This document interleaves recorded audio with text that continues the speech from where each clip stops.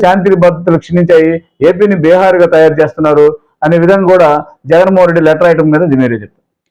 రాక్షసులు నీతులు చెప్పినట్టుగా ఉంది, రాక్షసులు నీతులు చెప్పినట్టుగా, వేదాలు చెప్పినట్టుగా ఉంది. అర్ధరాత్రి పూట పోయి అచ్చెన్నాయుడు గారిని నిర్దాక్షిణ్యంగా తీసుకొని అరెస్ట్ చేసినప్పుడు ఏమైంది ఇది?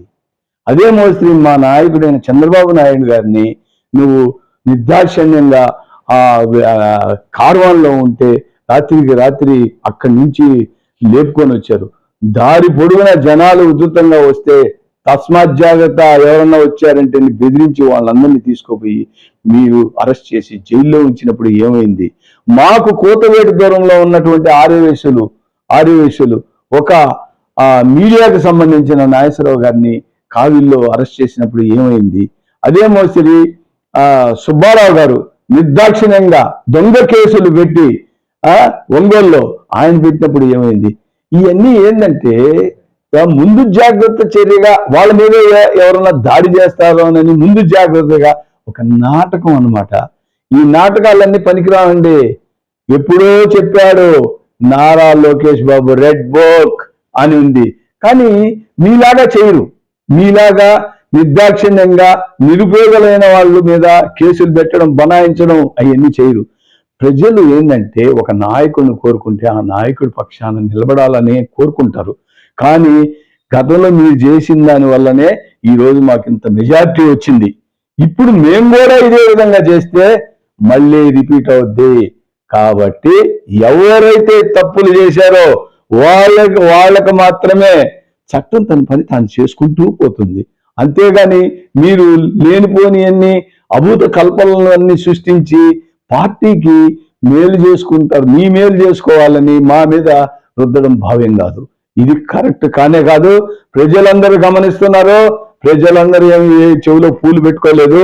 కాబట్టి మీ తస్మాత్ జాగ్రత్త. నాయకులకు మాత్రమే, కార్యకర్తలు పాపం వాళ్ళు చేసేది ఉంది. నాయకులు చెప్తే కార్యకర్తలు బలి పశువులు అయిపోయారండి. మీ వల్ల మీ పార్టీ ఓడిపోతుందని చెప్పి తెలుసు నీకో, అయినా కానీ సోషల్ మీడియాలో నేను ప్రమాణ స్వీకారం చేస్తున్నా వైజాగ్ లో, రూలన్నీ పెట్టేశా, టికెట్లు లేవు అని చెప్పి మీ కార్యకర్తలందరూ పాపం నిజమే కావాలా మా నాయకుడు చెప్పాడని చెప్పి కోటాను కోట్ల రూపాయల పందాలు కట్టుకొని నష్టపోయారు. మీ కార్యకర్తలు నాశనం చేశారు. మీ కార్యకర్తలను కూడా నిలబెట్టుకోలేకపోయావు. నువ్వు ఇంకా పార్టీని నిలబెట్టుకుంటావు, మీ నాయకులు నేను నిలబెట్టుకునే క్వశ్చనే లేదు. మేమైతే దాడులు వాటికి ఎవరైతే నిర్దాక్షిణ్యంగా చేశారో వాళ్ళ మీదనే, అనవసరంగా కార్యకర్తల మీదకి మేము దాడులు చేసే ప్రసక్తి అనేది ఉండదు. మళ్ళీ కార్యకర్తల మీదకి దాడులు కానీ ఈ విధంగా కానీ చేస్తే మీకు గట్టిని బట్టే మళ్ళీ కూడా 2029లో ప్రజలు విశ్వాసాన్ని కోల్పోతాం మేము. కాబట్టి ఆచితూచి చంద్రబాబు నాయుడు ఏమనుకుంటున్నారు? మీలాగా అనుకుంటున్నారా? ఆయన ఆలోచన శక్తి గల పరుడు. ఇప్పటికే 3 రోజులని ఏపీ బీహార్ లాగా మారిందా? ఆయన ముఖ్యమంత్రి, అబద్ధమ ముఖ్యమంత్రి. మా చేతిలో ఇంకా పవర్ కూడా రాలేదు.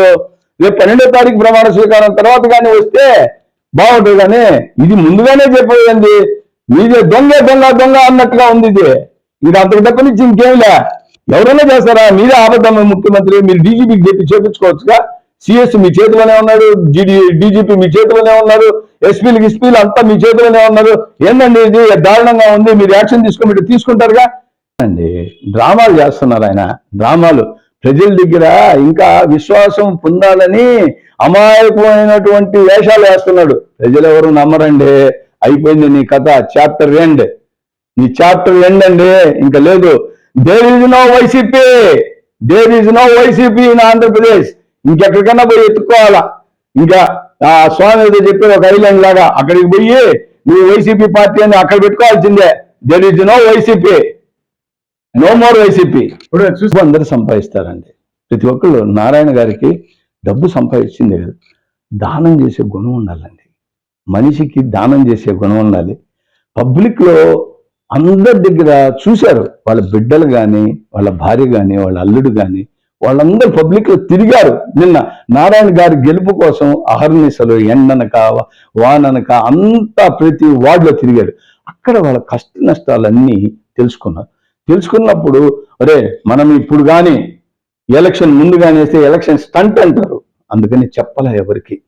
ఎలక్షన్ అయిపోయింది, ఎలక్షన్లో గెలిచాం కాబట్టి చెప్పానంటారు. అందుకే సార్ మాకు కాన్ఫరెన్స్ లో చెప్పారు ఏమనంటే, నేను నా భార్య బిడ్డలతో అందరితో మాట్లాడాను, నారాయణ ఫౌండేషన్ అనేది ఒకటి పెడుతున్నాను, దాని తరపున మీరు కార్యకర్తలు, నా సైన్యం 3800 మంది నా సైన్యం, నా సైన్యానికి ఏమి జరిగినా కానీ నేనున్నా అని ఆయన ముక్త కంఠంతో నేను వాళ్ళని ఆడుకుంటా. కానీ గవర్నమెంట్ కూడా ఆడుకుంటుంది, కానీ ఇట్ ఈజ్ లేట్ ప్రాసెస్, ఒక ప్రాసెస్ ప్రకారం జరగాల. అదే ఫౌండేషన్ అయితే వాళ్ళని కంటితో చూసి వాళ్ళకి ఇబ్బందిగా ఉంది అని అంటే చేసే గుణం, ఆ గుణం అందరికీ రాదండి. డబ్బులు కోటాను కోట్లు సంపాదించుంటారు, ఎవరికి రాదు ఆ గుణం. నేను చెప్తున్నాను కదా, గతంలో మాగుండు సుబ్రహ్మరెడ్డికి ఉంది ఆ గుణం. ఒంగోలులో చూడండి ఎన్ని స్కూల్స్ కట్టించారు, తర్వాత వేమిరెడ్డి ప్రభాకర్ రెడ్డి, తర్వాత నారాయణ గారు, ఇలా ఇట్లాంటి నాయకులు వచ్చినప్పుడు వీళ్ళని చూసి నేర్చుకుంటారు.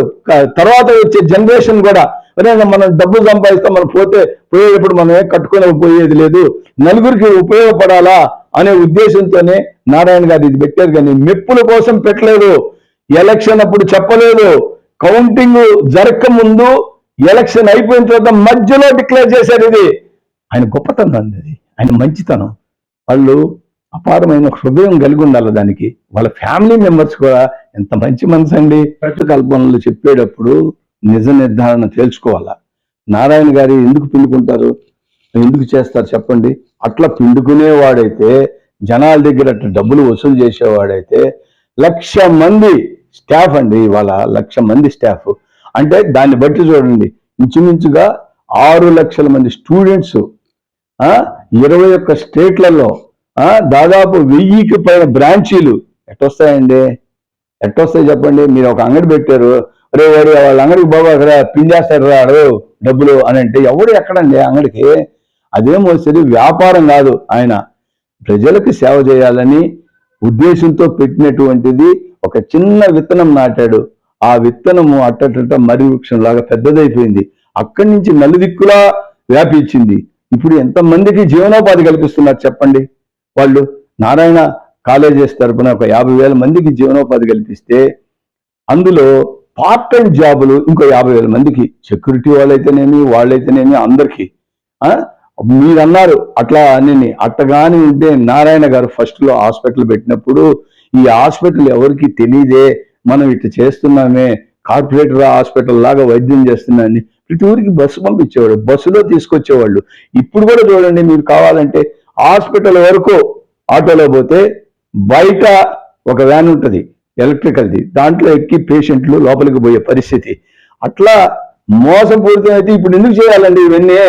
డబ్బు ఆ 10 కోట్లు మిగిలినట్లు కదా, 5 ఏళ్ళకి 50 కోట్లు మిగిలినట్టు కదా, ఎందుకు చేస్తారు చెప్పండి? వాళ్ళ పిల్లకాయలకి ఏం సంబంధం, వాళ్ళు ఎందుకు ఒప్పుకోవాలా ఫౌండేషన్కి? కాబట్టి ఊరికి బురద చల్లేటప్పుడు ఏంటి, ఒక మనిషిని నువ్వు ఎదవ అన్నప్పుడు నీ సైడ్ కూడా 3 ఏళ్ళు చూపిస్తాయండి. అదే అనిల్ కుమార్ యాదవ్ నీకు ఛాలెంజ్ చేస్తున్నా, రాజకీయ సన్యాసం తీసుకుంటా నేను నారాయణ గారిని గెలిస్తే అని అన్నారు. సన్యాసం తీసుకుంటాడు ఆయన? చెప్పండి. ఆయన చెప్పరా, ఆయన మీద నేనేం చెప్పరా. ఆయన ఏదైతే చెప్పాడో అది స్టాండ్ అవుతారా? మీరు స్టాండ్ అవ్వగలరా? అదే ఇన్ని మాటలు మాట్లాడాడు, ఛాలెంజ్ అని రా చూసుకుందామని. నారాయణ గారు సింపుల్ గా ఒకటే మాట అన్నారు, వాళ్ళు చేసుకొనియండి, నా పని నేను చేసుకుంటాను, నాకెందుకు వాళ్ళతో వాదోపవాదాలు అని సింపుల్ గా చెప్పేశాడు ఆయన. ఎక్కడ కూడా ఎవరిని విమర్శించాల, ఏమీ జరగల. ఇంకోటి ఒకటి చెప్తాను, ఒకసారి నారాయణ గారిని అరెస్ట్ చేసి ఇక్కడి నుంచి తీసుకుపోయి ఎక్కడికి తీసుకోబోతున్నారో తెలియదు, తీసుకోపోయి చిత్తూరుకి తీసుకెళ్లారు. చిత్తూరుకి తీసుకోబోయిన తర్వాత విచిత్రం ఏంటంటే ఎస్పీ గారి దగ్గరికి తీసుకెళ్లారు. తీసుకోపోగానే ఎస్పీ గారు లేచి అన్నారు, ఏంది నేను మీకు తెలుసా సార్, నేను మీ స్టూడెంట్స్ సార్ అంటే. నారాయణ గారి స్టూడెంట్స్ ఐఏఎస్ ఐపీఎస్లో పెద్ద పెద్ద హోదాల్లో ఉండేవాళ్ళు ఆంధ్రప్రదేశ్లో కాదు చాలా రాష్ట్రాల్లో ఉన్నారు. అది నారాయణకి ఇచ్చిన గౌరవం. అప్పుడు చెప్పాడు నారాయణ, మీ డ్యూటీ మీరు చేసుకోండి, మీ డ్యూటీ మీరు చేసుకోండి, మీరు నా వల్ల ఇబ్బంది పడద్దు అని అన్నారు. అది ఒక ఉపాధ్యాయుడిగా ఆయనకి ఇచ్చిన గౌరవాన్ని ఆ ఎస్పీ గారు ఉపయోగించారు. కాబట్టి ఎవరు కూడా నారాయణని వేలెత్తి చూపిలా. ఏదో బురద చల్లేదానికి 4 మాటలు మాట్లాడొచ్చున్నదే, అంతేగాని ఆయన అటువంటిగా కార్యకర్తలకు మాత్రమే ఆయన చెప్పింది. ఈ 10 కోట్ల రూపాయలు నా ఎలక్షన్లో ఎవరైతే ఉపయోగపడ్డారో ఆ కార్యకర్తలకి ఇబ్బంది వచ్చినప్పుడు వాళ్ళ ఫ్యామిలీ మెంబర్స్కి నేను ఉపయోగపడతా. ఇంకా ప్రజలు అంటారా, గవర్నమెంట్ ఉంది చూసుకుంటుంది. హేమంత్ గుప్తా గారు కూడా ఒకటే చెప్తున్నారు. అదే ఏదైతే వైసీపీ ప్రభుత్వం కూడా దాదాపు 5 సంవత్సరాలు అధికారులు ఉన్నప్పుడు కూడా రాష్ట్రంతో పాటు మా నెల్లూరు జిల్లాలో కూడా అనేక అక్రమాలు జరిగాయి, అనేక దాడులు జరిగాయి. అయితే ప్రభుత్వం ఎప్పుడు కూడా ఇంకా ఏర్పడలేదు, ప్రమాణ స్వీకారం కూడా చేయలేదు. ఇప్పుడు ఆపద్ధర్మ ముఖ్యమంత్రిగా జగన్మోహన్ రెడ్డి గారే ఉన్నారు. జగన్మోహన్ రెడ్డి గారు ఏదైతే ఉంటే అలా పోలీసులు అక్కడ డీజీపీకి కానీ ఎస్పీలు కానీ తమ ఆవుల మీద దాడులు జరుగుతున్నాయి, అరికట్టబడి అంటే ఆ జగన్మోహన్ రెడ్డి అంటే గతం 5 ఏళ్ళు ఏదైతే జనాల్ని మభ్య పెట్టాలని చూస్తున్నారు, ఇప్పుడు కూడా ఇంకా అంటే ఓడిపోయిన తర్వాత కూడా జనాల్ని మభ్య పెట్టింది కూడా జగన్మోహన్ రెడ్డి ప్లాన్ చేస్తున్నారు. అది గవర్నర్ లెటర్ రాయటం అంటే ఇది చాలా తప్పు అని కూడా చెప్తున్నారు. కెమెరామ్యాన్ రూప్ కుమార్తో ఎన్ఎల్ఆర్ లైన్ చిన్న నెల్లూరు.